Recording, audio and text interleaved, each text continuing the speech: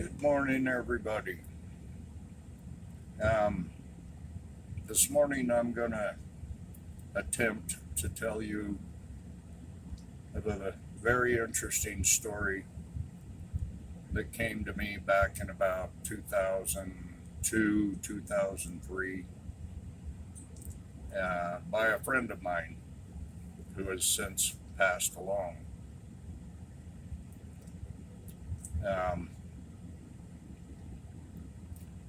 in about 1975, or around about there, a man by the name of Ruben Morales came up from old Mexico looking for his family's fortune.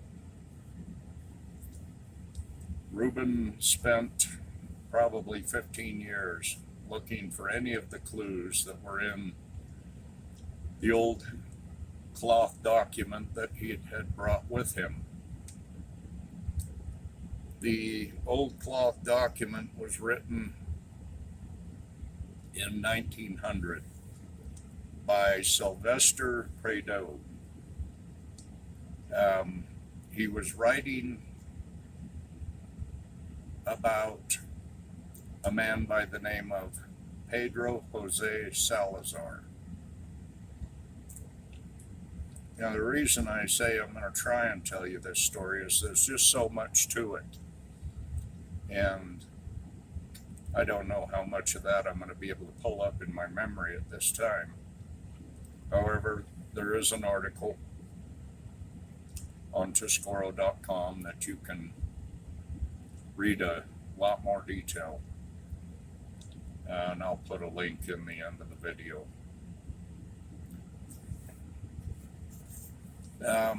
Ruben spent probably 15 years looking for this family fortune, and at some given point, he pretty much gave up and he sought out a local individual that he was told could possibly help him. And he got in touch with him, which is my friend who has passed on.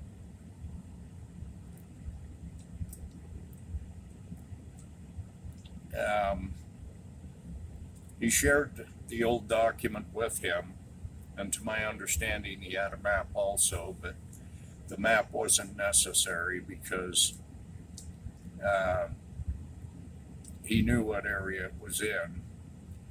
And that's the verbal part that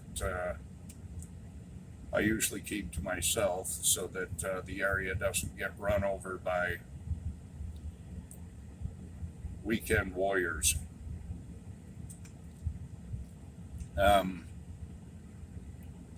My friend made a few trips down, not necessarily for that specific purpose, but while he was down there investigating other things,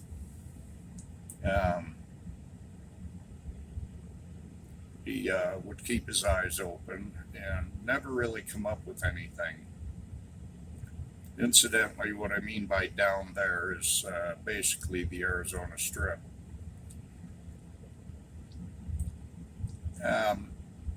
He contacted me one day and he said, "Dan, I've got a story I'd like you to investigate." He says, "You spend a lot of time down there, and it wouldn't hurt to keep your eyes open for some of these things that are in this old document."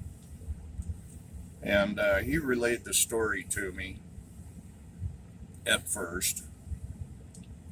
Basically sent me a short version, and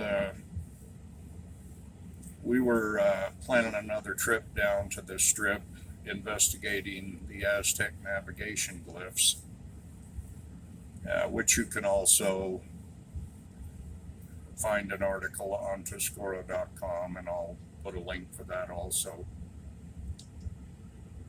And I went down. I met up with some people down there who would later become very good friends of mine from the Colorado City area.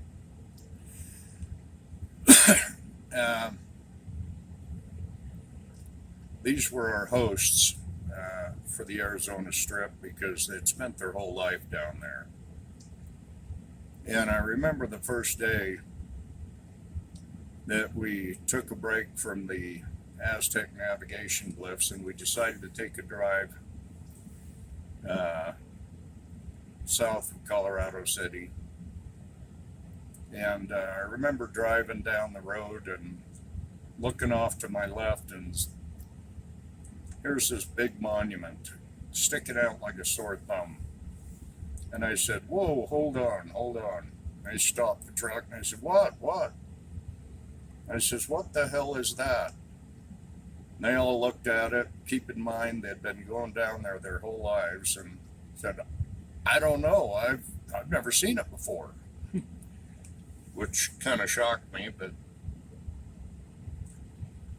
we started investigating the area because of this monument, and we ended up finding 2 more monuments within about an hour.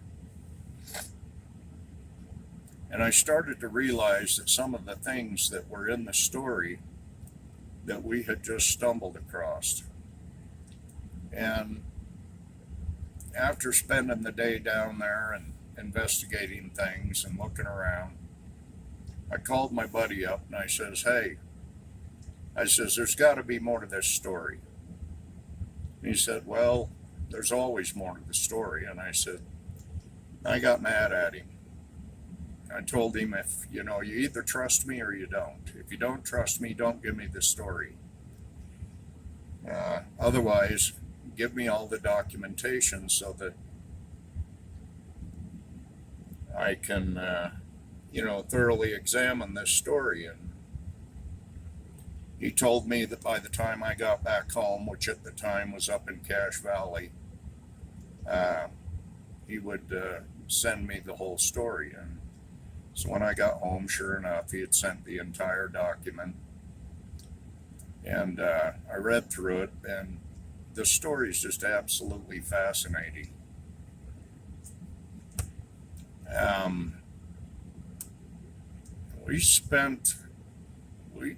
We traveled down there quite often. There was several years, probably close to 10 years, that we spent going down, investigating the Aztec navigation glyphs, and also taking the time to go down further and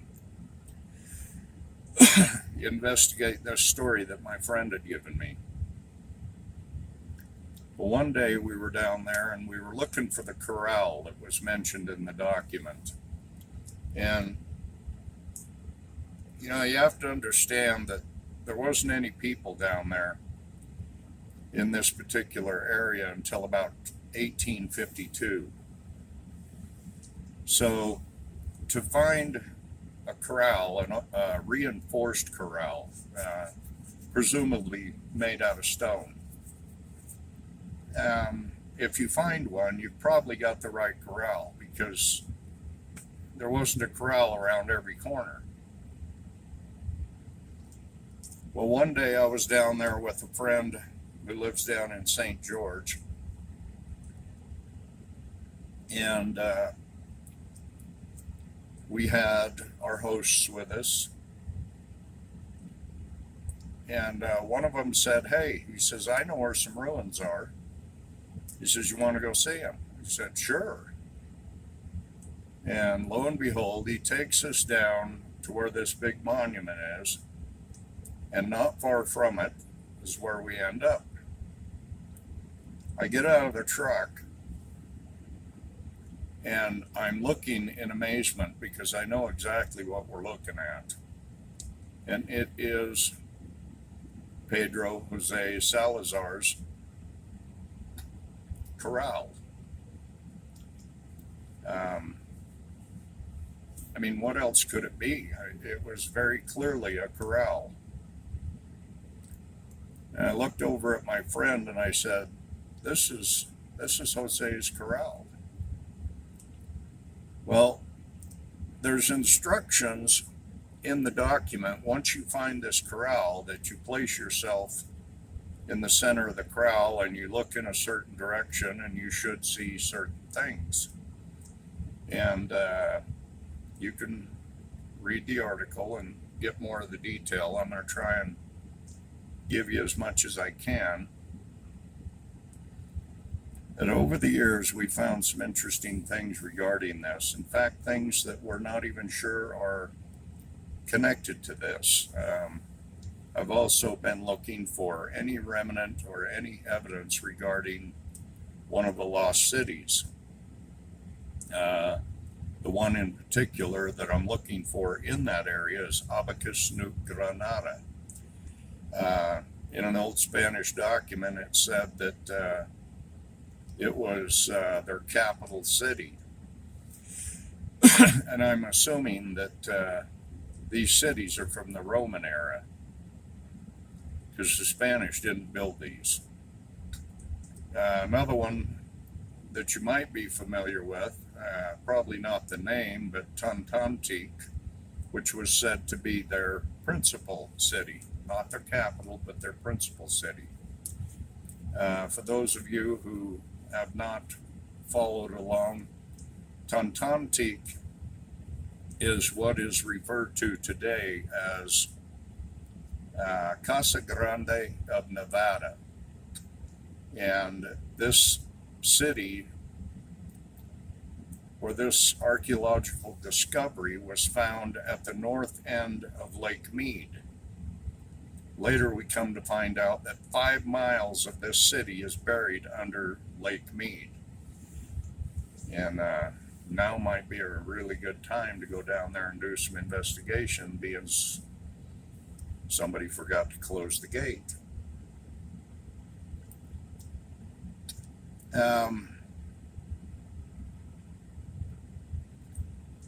On one of our first trips down there, or after one of our first trips down there, it's about the time I met Rick Crawford. I remember I was trying to give him instructions on how to find the monuments, because he wanted to take a trip down and do some investigation, and I gave him the instructions, and apparently we had some miscommunications, because Rick ended up taking a wrong turn and traveling up one of the many orays down there, and he finds a monument. But this isn't one of the monuments that we had found. I didn't think too much of it at first until I made another trip down, and Rick joined us on that particular expedition, and he took us to show us where this monument was that he found. And I remember pulling up to the site. There's barely a 2-track there. If you don't know where it is, you'll never find it. And we got out and we started walking up to the monument, and I noticed it was pretty tall and square. And we get to the monument, and I noticed that there is a turtle's head and a turtle's tail and 2 sight windows. One sight window was at about 5 foot, and the other one at about 5.5 feet. In looking through them, there was both of them looked at the same rock slide up on the side of the mountain. And looking at the turtle's head, it's pointing right in the same direction. Some of the guys asked me, well, what does it mean? What does it mean? And I told them, up in that rock slide, there's a cave that's been covered. And the more we sat there and looked at it, the more I wondered if this couldn't possibly be Jose Pedro Salazar's cave. The problem is, the corral was still a few miles to the south of this oray. So I can't understand how you could possibly see this location from the corral. Well, either it wasn't Jose's cave that's mentioned in this old document, or there's another corral. Um, to the west of this monument, as you enter the Ore, there is a couple of smaller mounds with a lot of rock, but there's nothing that tells us that it is an old stone reinforced corral. So, did Rick discover a new cache site? And the reason I call it a cache site is number one, the turtle, and number two, the monument square. Uh, or did he find Jose Salazar's cave? We don't know at this point. On one of the many trips down there, another friend of mine that went down with us, he asked, well, how do we know there's a cave up there? And I said, well, if you really want to know if there is a cave buried under that rock slide, I said, you guys go up on the slide and look around and try to find rocks with chisel marks. He says, well, what would they look like? And I says, probably going to be about a 1/2-inch chisel. And you should be able to very clearly determine whether they are chisel marks or not. And about a half hour later, he brings a rock down off the rock slide and shows it to me, and it's got 7 chisel marks in it.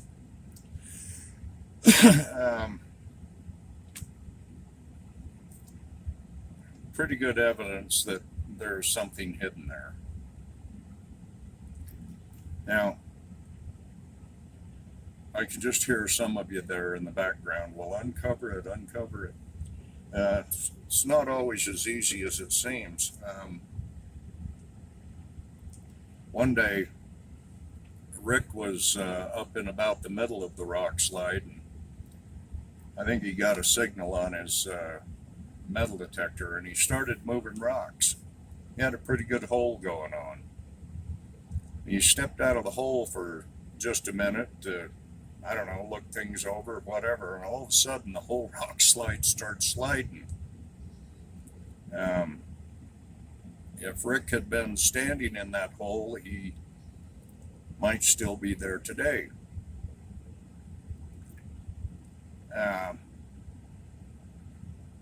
There's other issues that prevents us from doing too much. But one of the things is equipment. We're still looking for the right equipment. I do have a couple of things that we've been working on. I've got one individual from New Mexico who now has available LiDAR on a drone. Of course, that won't do us much good at this site. And magnetometer on a drone, and that may be very helpful. But I think one of the things we need to get our hands on for this particular project is thermal imaging on a drone. And we've had a drone down there once with thermal imaging, but we didn't get any close footage, and just didn't investigate it close enough. But this is one of the most interesting stories that has ever been brought to me, and one of the most mysterious places. There's just so much down there. It seems like every time we go down, we stumble across something else new. And sometimes it's related to the overall story, and other times it doesn't appear that it is. Another day when we were going down, we're driving. It's very early. We wanted to get down there when the sun came up, and about the time the sun started coming up, the light just hit just perfectly off to my right. Same situation, driving along, and all of a sudden, whoa, hold on, stop the truck. And what? I says, there's a monument over there. And so we back the truck up, we all get out, and we go walking over to this monument. Sure enough, and it's got a turtle's tail, and it's got a turtle's head. And on the back of the turtle is a nice, well-shaped arrow pointed rock. And I remember one of my friends who's now living down in Texas. He's my biologist treasure hunting friend. He said, well, what do you think it's telling us to do? And I said, well, the head was on a 60-degree angle from the tail. And I said, you got to follow the head. He said, well, what would we expect to find? I said, there's got to be another monument out there. He said, how far? And I said, probably within a couple 100 yards. Should be within sight from here. But we couldn't see anything. And he says, where do you think we need to look? And I pointed out a big tree. I says, got to be over there by that big tree somewhere. Next thing you know, he's off on almost a dead run. I and another one of my friends just kind of walked casually towards where he was going, and we got about halfway there, and I spotted another monument. And I says, hey, you see what I see? And he says, yeah. And meanwhile, my other friend was over looking by the big tree, and we hollered out at him. We said, hey, turn around, look behind you. He turns around and he spotted the monument. And we get over there, and it's another turtle. Only this one doesn't have an arrow on its back. And I got to admit, this site, once we documented it and looked it over, and I plotted it on Google Earth and spent some time with it and using the rule of Martellio, I thought I had it figured out, and we plotted a location where we thought we needed to look, and went out there, and we did find a monument, but it had a beautiful little brass medallion right in the middle of it. So I knew something was wrong. I'm pretty sure Spanish didn't use the brass medallions. Well, went home, studied it again, made another trip down there, and I found the mistake that I'd made. And at the suspect location, and I can't remember what the mineral's called. We thought it was alabaster. Rick told me what it was called, and it's very common to find silver with it. And there's a big vein of it that runs right under our target. And so what we came to determine is that we have found another cache site. It may not be a cache site, it could be merely marking a mine, a silver mine. But I kind of think this little experience needed to happen, because we come to find out that everywhere we find something significant, this same vein is running through the area, even at the rock slide.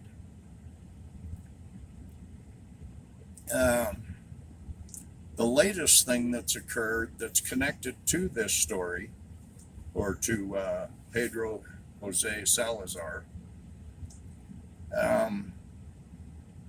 my friend was down investigating certain things, rechecking things, wanting to know more about the story.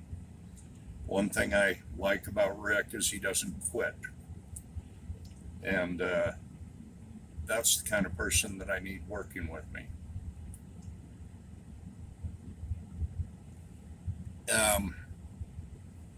For whatever reason, well, he found some glyphs, and these glyphs don't look Native American, and he followed with his intuition and decided that he needed to walk out to a certain point on a bluff, and he walked over there, and he's looking around. He knows there's got to be something there, and he's looking around, and he notices a large flat rock. And it just doesn't look right, doesn't match the stone in the area. And he decides to turn it over. And on the other side of it is a beautiful map carved with Spanish writing all the way around it. And there was two things about it that just blew me away. One of them was that I have a picture. I don't remember where it came from, but someone sent it to me way back when. And it was a picture, a sketching of a map that was found by Jacob Hamblin somewhere between Kanab and Fredonia. And it was carved on a black slate stone. And when you look at this sketch, it's exactly the same map that was on the stone that Rick had found. The difference was that it had writing all the way around it, and it tells somewhat of a story. There's a couple of words missing from it. One of the corners is broke off, but it mentions the name Pedro Jose Salazar. Now, the document that I mentioned earlier was written by Sylvester Prado, talking about Jose Pedro Salazar. On this map rock, it was talking about Pedro Jose Salazar, and it was written by Antonio Salazar. This is 60 miles away from where we've been looking. I don't believe we're in the wrong place. I believe that this stone was left as a result of one of their expeditions and leaving the area, and it possibly has to do with those things that are connected with what the writing on the map says. And I don't have enough detail in memory to go into this, so I'm going to leave it up to you to go find the article on Tuscarora.com. Like I said, I'll leave some links. But wow, this is the kind of stuff I get into. I'm working on a few more publications of reprinted books that should be available before too long, and working on a fourth and possibly fifth volume of Tuscarora.com's articles. And anyway, don't forget to like, share, and subscribe, and we'll see what I come up with next time. Thanks for joining me.